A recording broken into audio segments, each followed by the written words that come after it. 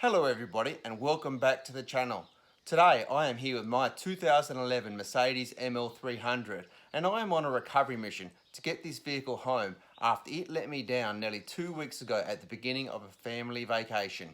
The sad thing is that I had been doing a lot of preparation on this vehicle over the last month or so in preparation for the road trip. I had replaced the front left air spring and both of the rear air springs on this vehicle, which you can see on my channel. I'd also swapped the rims to the 17-inch rims instead of the 21-inch AMG rims. I'd done the filters, I'd done a service on the vehicle, put new tyres on the vehicle, put a new battery in the vehicle, and the list goes on.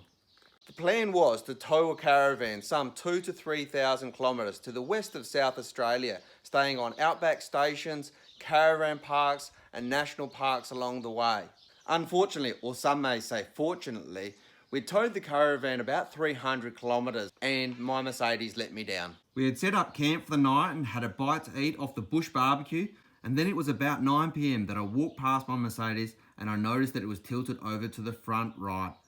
Upon closer inspection, I could see that the front right air spring was completely flat. The only air spring that I had not replaced in the last month had failed. Fortunately, after a few quick phone calls, we managed to secure a replacement vehicle and continue the family adventure through the west of South Australia, seeing and doing a bunch of things that we normally wouldn't do. It was truly an amazing trip and one that hopefully we can do again someday. Having finished the trip and got my family and caravan safely home, I am now back with my Mercedes and about to get it home too. But rather than drive several hundred kilometres on a dodgy air spring, the Mercedes will be travelling back to Adelaide on the back of a truck. So guess what? This weekend I will be installing a new air spring on the front right of this Mercedes ML300.